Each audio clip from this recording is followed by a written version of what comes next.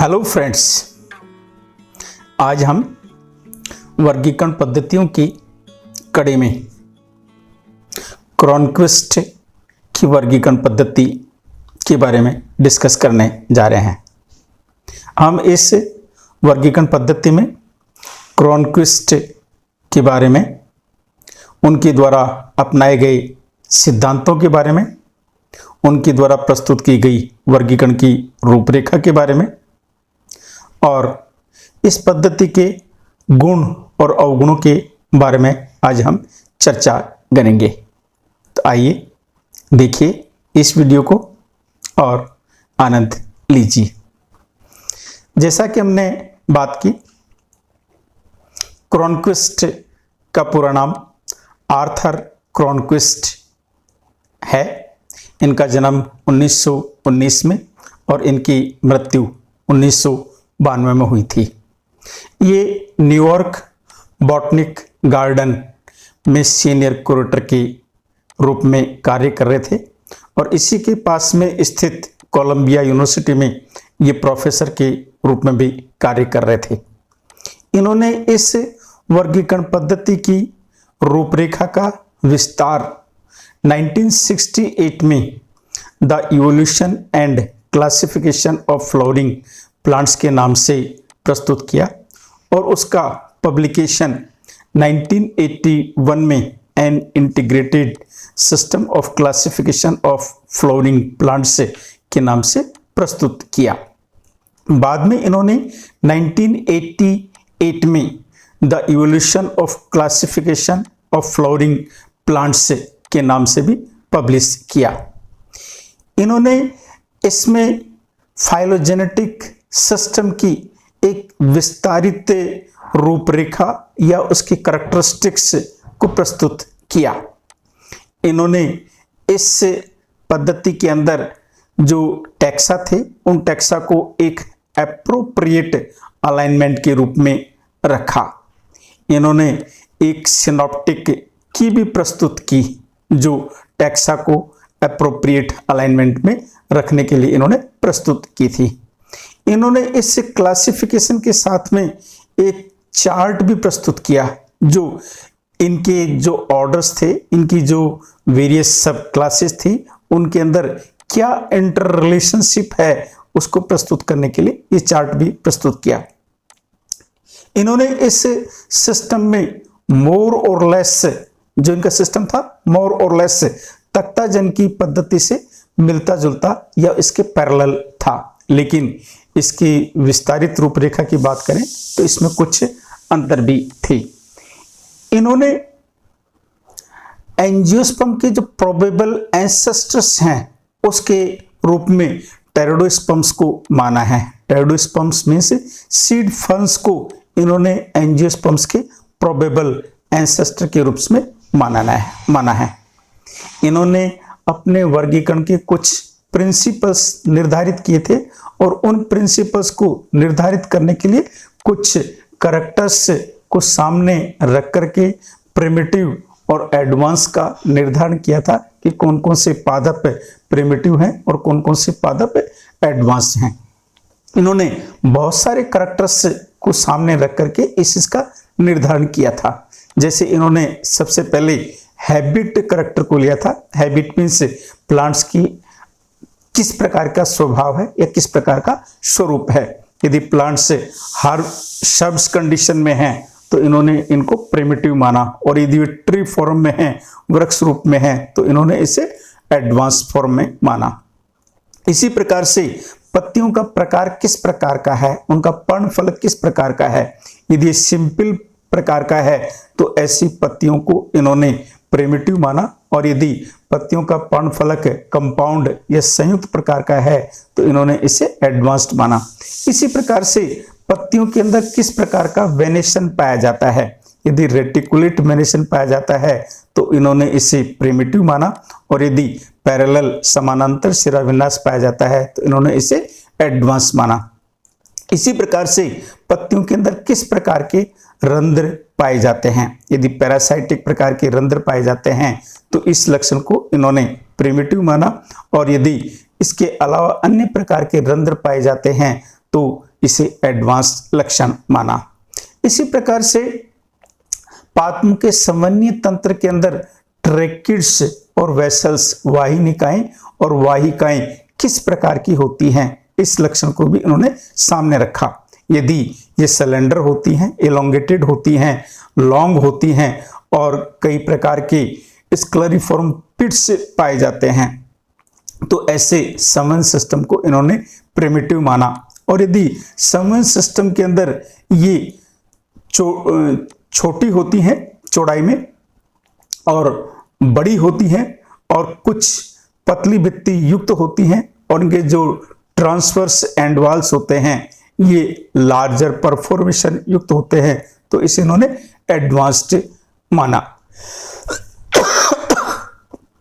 इसी प्रकार से संवहन तंत्र के अंदर भोजन का ट्रांसलोकेशन करने के लिए पाई जाने वाली जो सीव एलिमेंट्स हैं, इनके लिए भी इन्होंने इसका निर्धारण किया। यदि ये लंबी होती हैं और सिलेंडर होती हैं और कुछ तिरछी एंड वॉल्स वाली होती हैं और इनका जो सीव एरिया होता है ये स्कैटर्ड होता है लॉन्गिट्यूडिनल वॉल्स के साथ में और उसके ऊपर कुछ माइन्यूट पोर्स पाए जाते हैं, तो ऐसे सीव एलिमेंट्स को इन्होंने प्रिमिटिव माना। और यदि ये छोटे होते हैं और इनके end walls single transverse sieve plate वाले होते हैं जिसके ऊपर लार्ज ओपनिंग्स होती हैं, बड़ी बड़ी ओपनिंग्स होती हैं, तो इसे इन्होंने एडवांस माना। इसी प्रकार से द्वितीयक वृद्धि करने के लिए जो कैम्बियम पाई जाती है या एधा पाई जाती है उसका एरिया किस प्रकार का होता है और उसकी एक्टिविटी सक्रियता किस प्रकार की होती है। यदि ये द्वितीयक वृद्धि करने वाली कोशिकाएं फ्यूजिफोरम इनिशियल्स होती हैं, यदि वे लंबाई में ज्यादा होती हैं तो इसे इन्होंने प्रिमिटिव माना। और यदि ये धीरे धीरे कम होती जाती हैं, रिड्यूस्ड होती जाती हैं, तो इसे इन्होंने एडवांस माना। इसी प्रकार से यदि प्लांट के स्टेम का सेक्शन काटा जाता है तो उसके अंदर संवहन पुल किस प्रकार के होते हैं, वेस्कुलर बंडल किस प्रकार के होते हैं, यदि ये वलय में व्यवस्थित होते हैं तो इसे इन्होंने प्रिमिटिव माना। और यदि ये स्कैटर्ड होते हैं, बिखरे हुए रहते हैं, तो इन्होंने इसे एडवांस माना। इसी प्रकार से पादप के अंदर इनफ्लोरेसेंस पुष्पक्रम किस प्रकार का पाया जाता है। यदि ये बड़ा होता है और शीर्ष पर पुष्प पाए जाते हैं तो ऐसे पुष्पक्रम को इन्होंने प्रिमिटिव माना। और यदि ये सेसीमाक्षी प्रकार का होता है जिसमें मोनोकेजियल या डाइकेजियल प्रकार के पुष्प होते हैं तो इन्होंने इसे एडवांस माना। इसी प्रकार से पुष्प के अंदर पत्तियां या फ्लोरल लीव्स या फ्लोरल पार्ट्स किस प्रकार के होते हैं। यदि ये बड़े होते हैं, फ्री होते हैं और स्पाइरली अरेंज्ड होते हैं पेटल्स, और लाइनियर और स्पाइरली अरेंज्ड स्टेमन्स होते हैं और फ्री कार्पल्स होते हैं जैसे मैग्नोलिएसी के अंदर पाए जाते हैं, तो ऐसी दशा को इन्होंने प्रिमिटिव माना। और यदि इसके अलावा ये पाए जाते हैं तो इस स्थिति को इन्होंने धीरे धीरे यदि रिडक्शन होता जाता है साइज के अंदर और ये इकट्ठे होते जाते हैं और इनका इलॉबरेशन और डिफरेंशिएशन फ्लोरल पार्ट्स में होता जाता है, तो इस स्थिति को इन्होंने एडवांस्ड माना।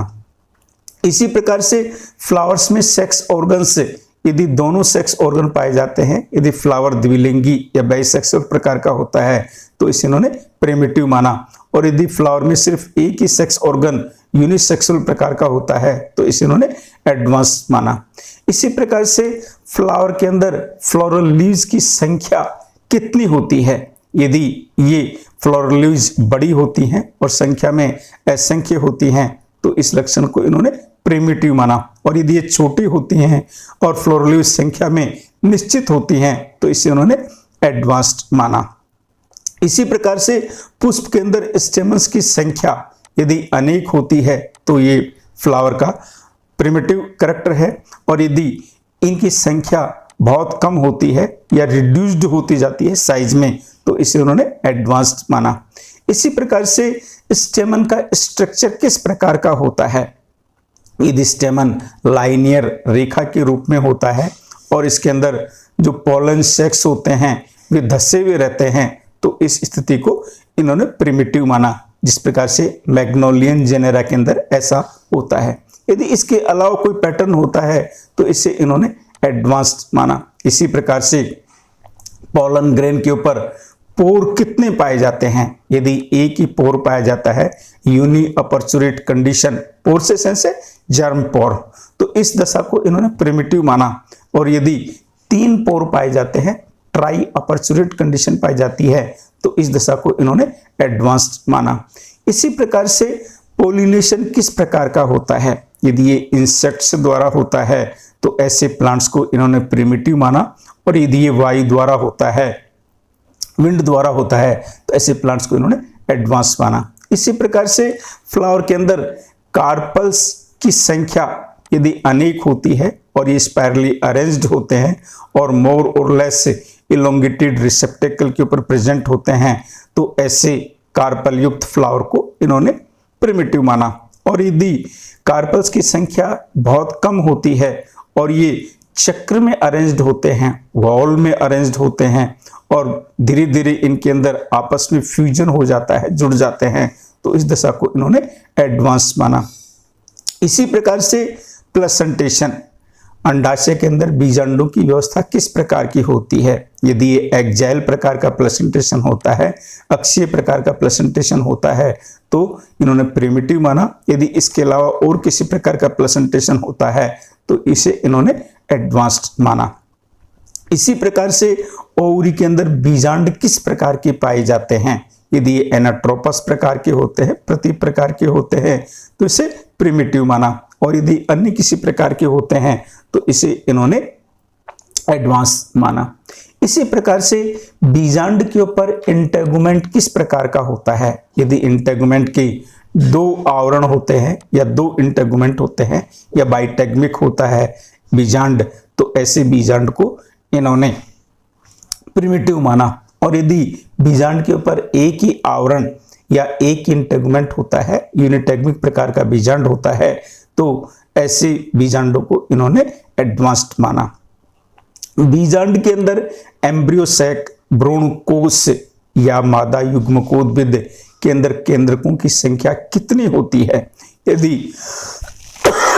ये संख्या 8 होती है तो इसे इन्होंने प्रिमिटिव माना। जैसे पॉलीगोनम टाइप बीजांड के अंदर, एम्ब्रियोसैक के अंदर इस प्रकार की स्थिति देखने को मिलती है। और यदि संख्या 4 होती है तो इस दशा को इन्होंने एडवांस्ड माना, जैसे ओयोनोथेरा के केस में।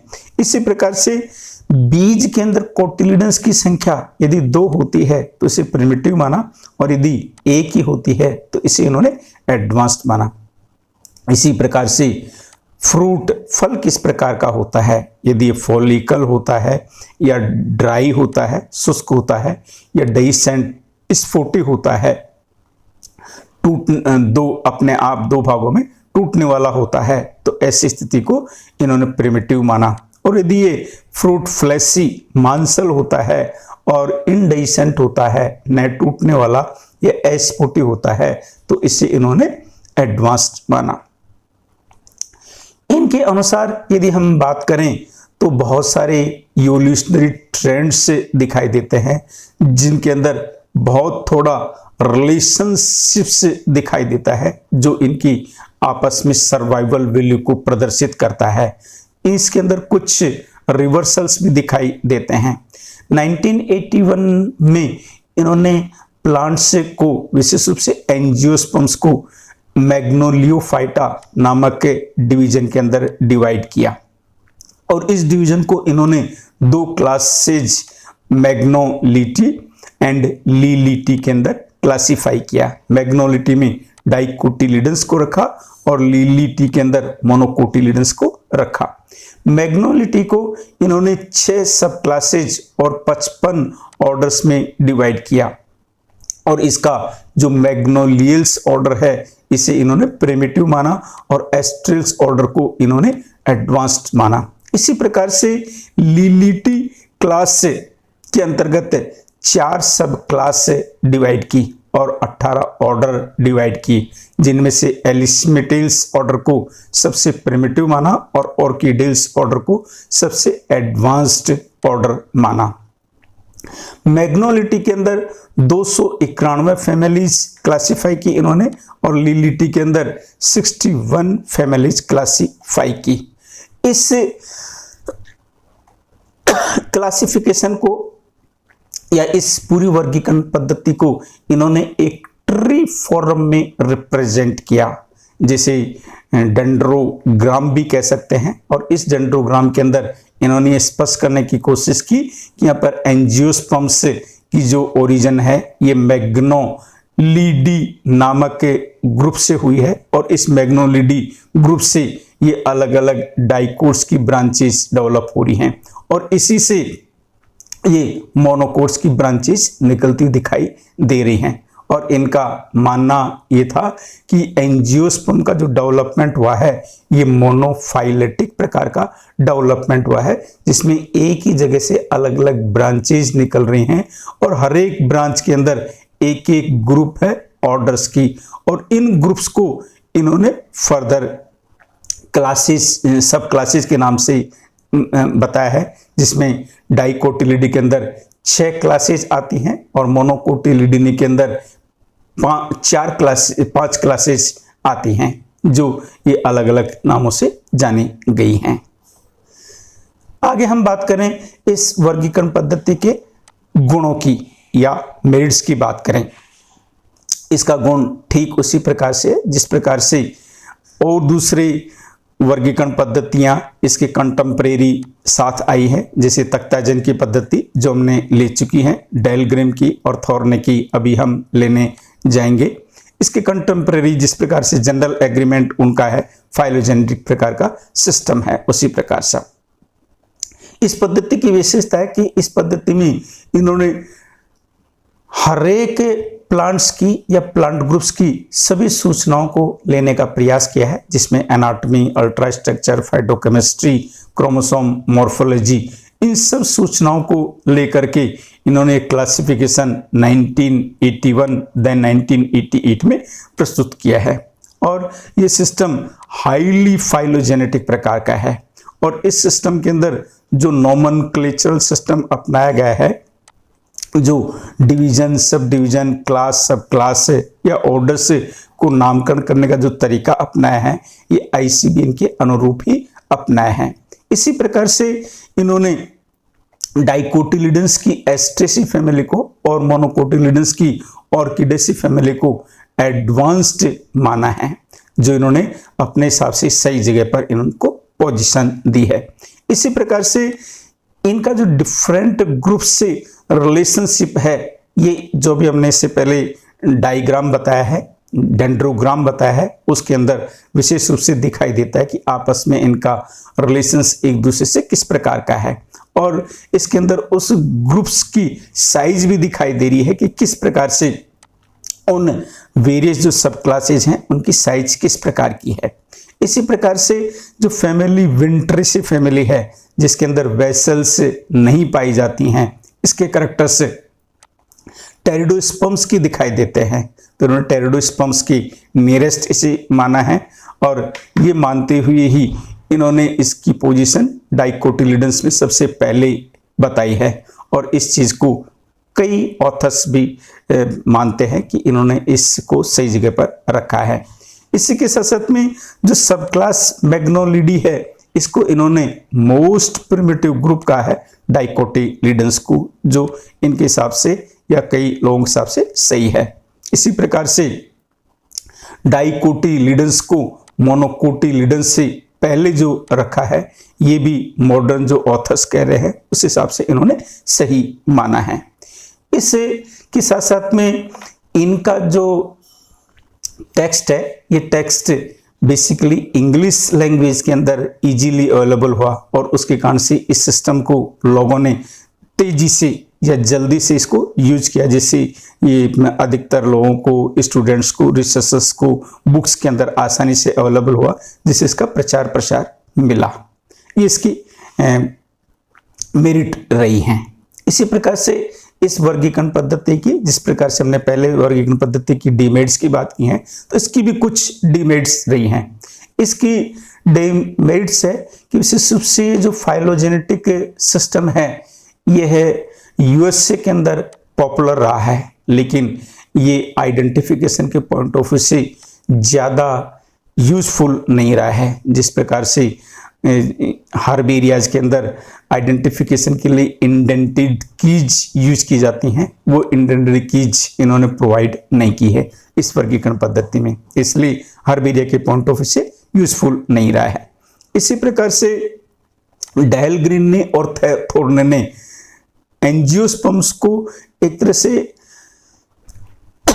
इन्होंने एंजियोस्पर्म को डिवीजन के रूप में ट्रीट किया है, जबकि ये एक क्लास के रूप में है, इनका मानना है। इसी प्रकार से इन्होंने ऑर्डर की रैंक से ऊपर जो सुपर ऑर्डर हैं ये इन्होंने रिकॉग्नाइज नहीं किए हैं सुपर ऑर्डर, जबकि ऐसा इनको करना चाहिए था, जैसे कि तख्ताजन सिस्टम में, थोर्ने के सिस्टम में या डायलग्रीन के सिस्टम में ऑर्डर से ऊपर सुपर ऑर्डर रैंक भी मानी है। इसी प्रकार से जो सब क्लास एस्ट्रिडी है, यह एक प्रकार से जो इनके बीच में असेंबलीज है या मेल मिलाप है ये ज़्यादा नहीं दिखाई देता है, जिस प्रकार से अन्य सिम्पेटलस फैमिलीज के अंदर जो दिखाई देता है। तो एक तरह से ये लूज असेंबलीज दिखाई देता है। इसी के साथ साथ में यदि एरेनड्रॉफर 1983 के अंदर इन्होंने पॉइंट आउट किया है कि जो सब क्लास है हेमिलिडी है, ये एंशिएंट साइड की जो ब्रांच है इसको रिप्रेजेंट नहीं करती है, जिस प्रकार से मैग्नोलिडी है, लेकिन इसकी जो remnant of a transition from Magnoliidae to Dilleniidae और रोजिडी एंड एस्ट्रिडी हैं, ये इसमें इन्होंने बताया है, जो ऐसा लगता नहीं है। ऐसे ही इन्होंने कुछ डिफरेंस है लोगों का मानना, ऑथर्स का मानना है regarding systematic position of some orders, जिसमें टाइफिल्स की पोजीशन है, अरेल्स की पोजीशन है या आर्टिकल्स की पोजीशन है।